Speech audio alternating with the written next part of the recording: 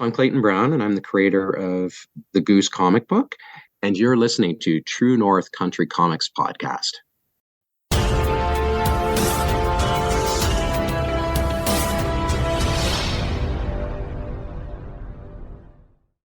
Welcome to the True North Country Comics Podcast, dedicated to promote Canadian comic book and graphic novel creators and supporters.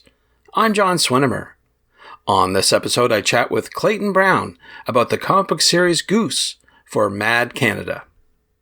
This podcast is available on Apple Podcasts, Google Podcasts, and YouTube. Please like and subscribe to that video channel. If you want to help the site and the podcast, please consider supporting the effort by chipping in at ko-fi.com/True North Country Comics. Your patronage is greatly appreciated. As a police officer for over 20 years, Sergeant Clayton Brown has seen the senseless damage done by impaired drivers. Drinking and driving while impaired by drugs costs our communities in lives lost and in damage to people, property, and families. As a lifetime comic book fan and amateur artist, the story of Goose was created to combine his passion for comic book art with a serious traffic safety message.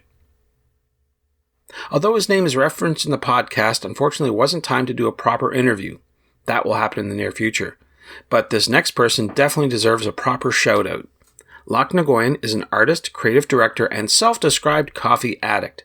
For over a decade, he's been creating concept art, storyboard, and character design for the film and television industry. He has a passion for telling story by creating character concept, comics, and other personal illustration. Locke provided the illustrations for the Goose comic book written by Clayton Brown. The story of Goose goes like this. After serving in the Special Forces, Alex Lee decided to serve her community by joining the police service.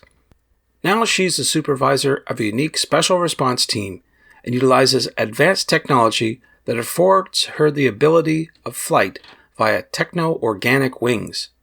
The hope is that this book will inspire people to plan ahead and make the right decisions while traveling our streets, roads, and highways. So without further ado, here's my chat with Clayton Brown about the comic book series Goose for Mad Canada. So Clayton Brown, thank you very much for taking time to chat with me. Oh, glad to be here. Appreciate your time. Before we get started with all the questions, I would like to ask you, what was the first comic book that you read? You know what? It was probably about 1976, and it was a Daredevil comic, actually. And it sticks out in my mind even to this day. I remember going to the Max Milk. The cover had Daredevil, and it had a villain called Leapfrog. And as a kid, I'm like, oh, this is so cool. Like, it was just so visual. So that's really what was probably one of my earliest memories of one of the first comics that I purchased back in the mid-'70s. That's pretty cool. Well, we're here talking because you and I met up recently at Mississauga Comic Expo. And there you were doing some promotion for a comic book on behalf of MAD. So I'm wondering, right. Maybe you could talk a little bit about what the comic book is and, maybe how it got going. Love to. So the comic book deals with Sergeant Alex Lee. Alex came to Canada from Hawaii as a child, and she joined the military. And then what happened is she lost her girlfriend to a drunk driver, and that motivated her to try and stop other people from having to go through that loss in their life. So the story has her transitioning and joining the police force and moving up through the ranks. And now, as she establishes herself, she gets to go through a procedure that's using technology that gives her artificial wings. So we have this flying police officer who also has increased vision and speed. That's the character in a nutshell, and it's kind of her motivation. So the title Goose is related to the character. Was there any other interaction that you had with MAD in coming up with this book? Yeah, so I've been dealing with MAD for over a decade through my work with the police service, and really strong relationships. Totally support what they're doing. Their message is so in line with what we're trying to do and raise that awareness and get people not to drink and drive. So around 2019, I came up with the idea of how do we connect with youth? Because the reality is sometimes we miss a step in the government of speaking the language of our youth. And look at our big movies right now and what's popular on TV. It's like the Marvel movies, the DC movies. And I've always been a fan of comic books going back for decades. So I thought it'd be a great opportunity, and I've done a lot of volunteer work at the high schools with different youth artists. And so it was kind of like bringing those passions together and basically in a language that they could relate to, like something kind of cool that would grab their attention. So created the Goose character, and basically working with Mad, we scripted out this story. We did a local run of a couple thousand issues. Wiped, they were gone. They went over they went over amazingly well. And what happened is a couple of years later, we fast forward, and Mad Canada, so out of Ottawa, reached out and said, would like to take this right across the country. So right now we're in Ontario and we're in Alberta, and they did a print run of 10,000 copies. And I think we're about halfway through the print run right now. And yeah, and the response has been amazing. Just, it's an outside the box way to grab people's attention, but it's still a very relevant social message. So it's like I say, bringing those two worlds together. That's great. Now, you mentioned artists. I wonder if you could talk a little bit about the creators who brought this book to life. So I wrote the story. I vetted it with Mad, certain, language that they want used in terminology. And what had happened at the point in time that I originally wrote it is I was working with a student who couldn't finish. So we've actually got the sketches that the student did. It was originally going to be done by students for students, done by youth. The artwork was going to be to, obviously be distributed to other youth. Unfortunately, he was unable to finish the work due to other obligations. And a friend of mine, Locke Nguyen, is an artist from the Richmond Hill area, and he's worked in movies and he's done stuff with some of the big comic companies through the years. So I had met him at a food bank event, so kind of like MCX, but in York Region. And we got chatting, and I said, yeah, I'm doing this project. I obviously hit a stumbling block with not having the student be able to finish the work. And he totally bought into the message and what we were trying to do. And he says, if you need an artist, I will finish this with you. And so he finished up the work, and just beautiful, beautiful artwork, very, very modern, a very, very gifted artist. So I can't say enough about what he brought to the table. He truly did bring the project to life. Absolutely. No, I've met with him before at a variety of different events, and he's a great fellow, that's for sure. Now, you touched upon this. I just want to dig into it a little bit more, but I want to get the direct sort of statement about the purpose of the comic book. What was the aim of it and the creation of it?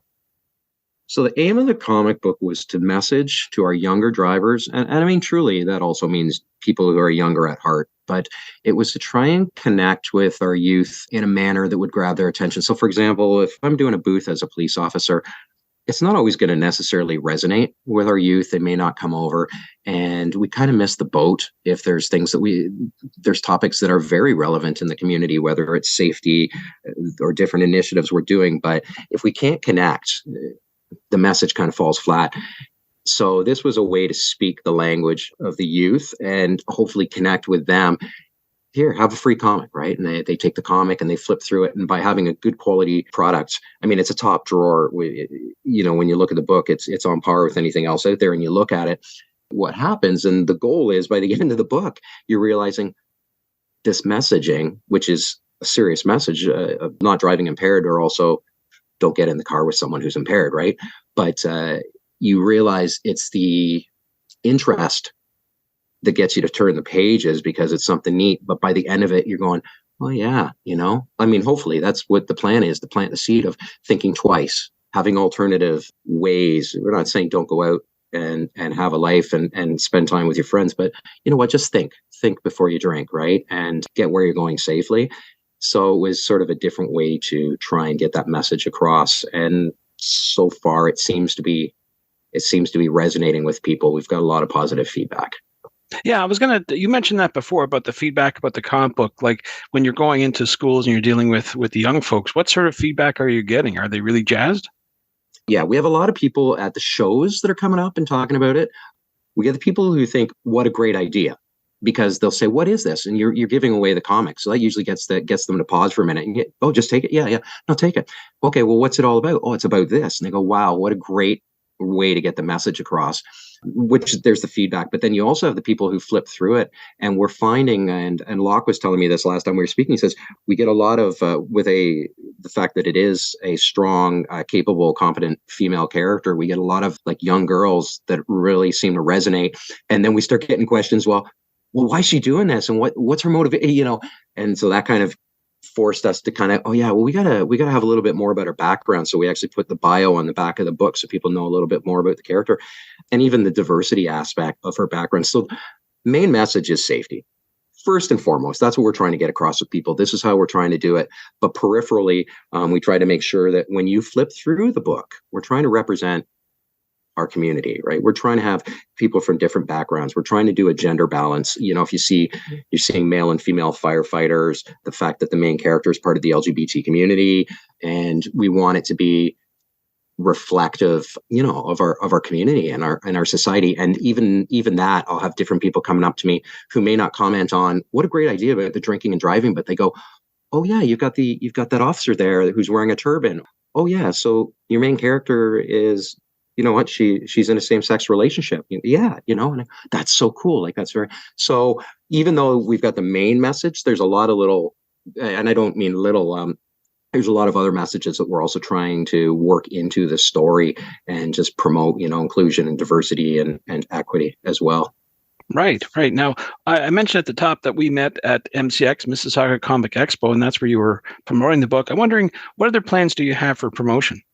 We did Comic-Con and we did Fan Expo this year, which was amazing. Just wall-to-wall people. So we had a booth at both of those and gave away hundreds of the comic. And then in March, we plan on being at Comic-Con again. So I tell anyone who wants to, please come by the booth and grab yourself a copy of the comic. So Comic-Con and Fan Expo are something that we definitely plan on continuing. However, Mad Canada, so in any of the provinces, can access the book. So if they are doing anything, they might be doing something at a local level. So even though, I've got events here in the GTA that I'm doing, but Mad, I know that some of them were sent out to Alberta, so they're doing events out there and they're distributing it out there. That's kind of your grassroots is also going on through Mad, where they're distributing it at their events as well.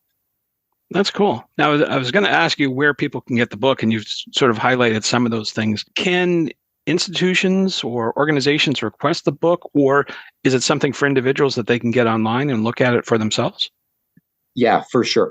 So if you come out to the event, we're giving the book away, and that's your hard copy, and you can walk away with a copy of the book, which is great.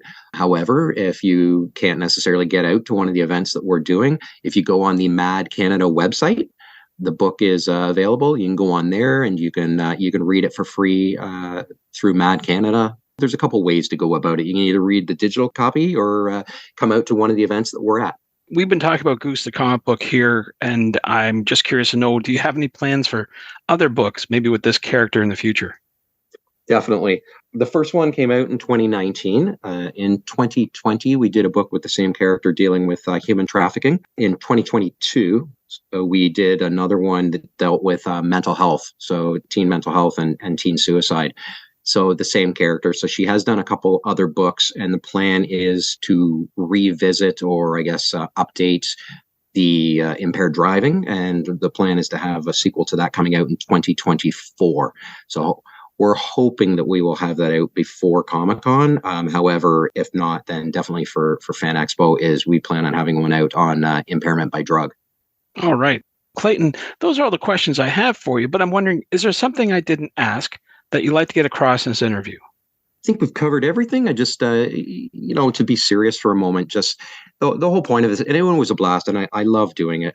Comics have been all my life, something that I've been passionate about, and I love the art medium. So it was a lot of fun for me to work on this project. However, at the end of the day, I guess the one thing, if I put on my serious hat for a moment, is just there is a serious message here, and one life lost to impaired driving is one life too many. So hopefully people, when they get this, I want them to have fun. I want them to go, wow, this is really cool. But if I can have one person just think twice and maybe not get in that car, or they phone an Uber, then this has all been more than worthwhile. Thanks to Clayton for the chat. You can discover more about Goose the comic book at mad.ca. That's madd.ca. Thanks for listening to the True North Country Comics podcast. If you haven't done so already, please subscribe to and like this podcast on Apple Podcasts and Google Podcasts. And please check out the TrueNorthCountryComics.com website. True North Country Comics is now on YouTube. Please like and subscribe to that video channel and hit the notification button. You can follow along at True North Country Comics on most social media sites. Please send your feedback to John at TrueNorthCountryComics.com. If you want to help the site and the podcast, please consider supporting the effort by chipping in at ko-fi.com/TrueNorthCountryComics. Your patronage is greatly appreciated. Thanks for listening, and come back soon for another episode. Bye for now. True North Country Comics Podcast is copyright True North Country Comics, copyright 2023.